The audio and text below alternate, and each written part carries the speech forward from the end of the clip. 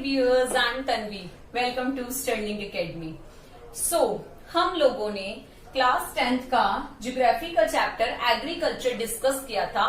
इस चैप्टर में हम लोगों ने kharif rabi crops, zaid crops discuss किया था।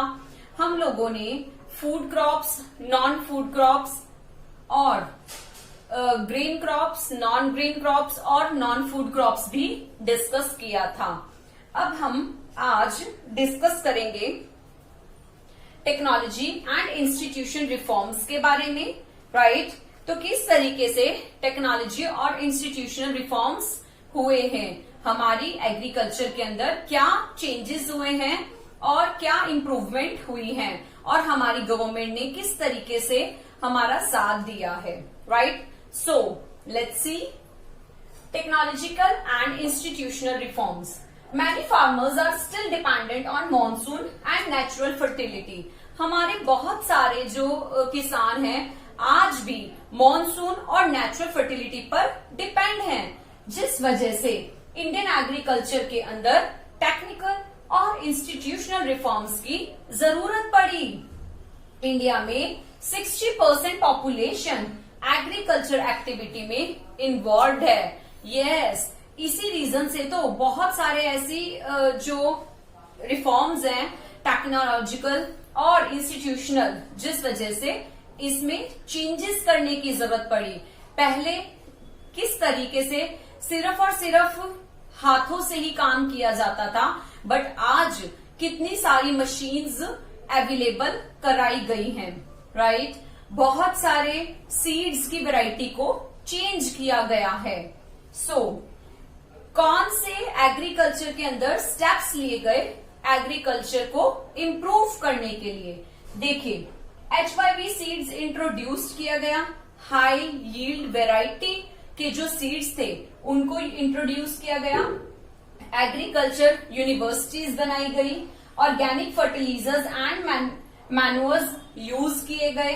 मेट्रोलॉजी डिपार्टमेंट्स बनाए गए। ग्रीन रिवोल्यूशन जो टेक्निक थी वो इंट्रोड्यूस की गई, और ये मैंने आपको बताया था हरियाणा पंजाब में ग्रीन रेवोल्यूशन जो टेक्निक थी वो इंट्रोड्यूस की थी और वो सक्सेसफुल भी रही थी। और लास्ट, हॉर्टिकल्चर सेंटर्स बनाए गए। देखिए, steps to reforms agriculture. Agriculture में जो रिफॉर्म्स थे वो कौन से स्टेप्स लिए गए, कौन से स्टेप्स को लिया गया जिससे एग्रीकल्चर हमारी बेहतर हो सके और हमारे किसानों पर ज्यादा बर्डन ना पड़े। जमींदारी और जागीरदारी जो सिस्टम था उसको एबॉलिश किया गया, उसको बंद किया गया, हटाया गया। किसान क्रेडिट कार्ड को स्टार्ट किया गया। पर्सनल एक्सीडेंट इंश्योरेंस स्कीम को स्टार्ट किया गया। मिनिमम सपोर्ट प्राइस स्टार्ट की गई। Indian council for agriculture research ये बनाया गया। Subsidies are also given on agriculture implements, fertilizers and seeds, इसके ऊपर सब्सिडीज भी दी गई, राइट। फिर भी आप लोग, मेरे दिमाग में ये क्वेश्चन राइज हुआ कि फिर भी जो किसान हैं वो सुसाइड कर लेते हैं, क्या रीजन है?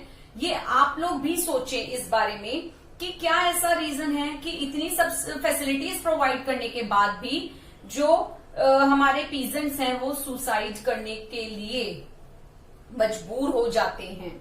इसके बाद हम लोग चलते हैं, हमारा जो टॉपिक है फूड सिक्योरिटी।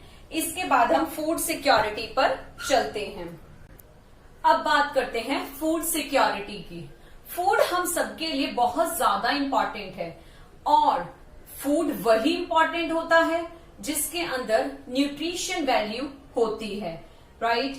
फूड के लिए सभी पर्सन्स को फूड जो है अवेलेबल हो सके, इसके लिए गवर्नमेंट ने फूड सिक्योरिटी सिस्टम अवेलेबल कराया है, और ताकि इंश्योर हो सके कि फूड सभी को अवेलेबल हुआ है या नहीं। नेशनल फूड सिक्योरिटी सिस्टम ये 2 टाइप्स का होता है। 2 types of national food security system. PDS जिसे हम बोलेंगे public distribution system, and second है बफर स्टॉक। फर्स्ट पे चलते हैं। पब्लिक डिस्ट्रीब्यूशन सिस्टम क्या होता है? Ration shops provide grocery items at subsidised rates to the BPL card holders.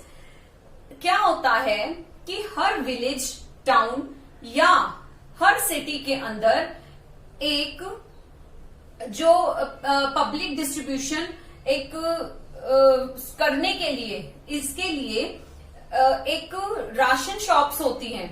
Ration shops तो बहुत तरीके की होती हैं, बट जो जहां से जो बीपीएल कार्ड होल्डर होते हैं, बिलो पॉवर्टी लाइन, ये जो इस तरीके के पर्सन होते हैं जिनके बीपीएल कार्ड जो है वो बने होते हैं, वो पर्सन उन राशन शॉप पर जाकर वहां से राशन खरीद सकते हैं, right.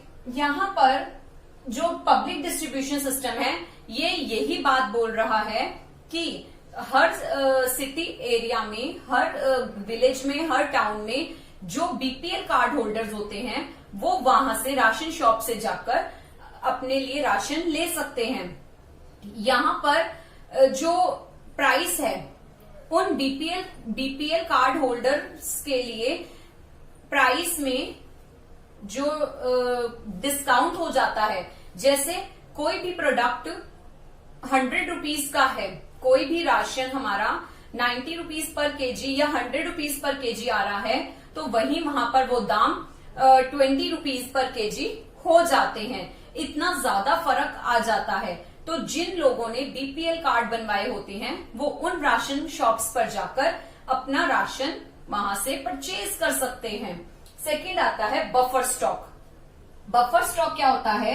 A supply of inputs held as a reserve to safeguard against unforeseen shortages. कई बार क्या होता है कि जब प्रोडक्शन, क्रॉप्स की प्रोडक्शन ज्यादा हो जाती है, अपनी कंट्री की कंज्यूम होने के बाद भी, अपनी कंट्री को पूरा पड़ने के बाद भी, जब हमारे जो फूड आइटम होती है वो बच जाती है, तो उसको या तो एक्सपोर्ट कर दिया जाता है, राइट, या तो अदर कंट्रीज में उनको बेच दिया जाता है, या फिर कुछ प्रोडक्ट्स को, कुछ क्रॉप्स को फ्यूचर के लिए, अनसर्टेन टाइम के लिए, ठीक है, बुरे वक्त के लिए, लाइक शॉर्टेज ना हो जाए उस टाइम के लिए इसको रिजर्व करके रख लिया जाता है, तो इसे बफर स्टॉक बोलते हैं। कई बार तो ऑलमोस्ट यही होता है कि एक्सपोर्ट ही कर दिया जाता है, पहले अपने कंट्री के पर्सन्स के लिए रखकर, जो लोग होते हैं उनके लिए रखकर, और उसके बाद कंज्यूम कर दिया जाता है। सो अब हम लोगों ने बफर स्टॉक और पीडीएस पढ़ा, राइट। ये जो टॉपिक है ये हमारा यही फिनिश होता है। जो लास्ट टॉपिक है, impact of globalisation on agriculture, ये टॉपिक सिलेबस में नहीं है।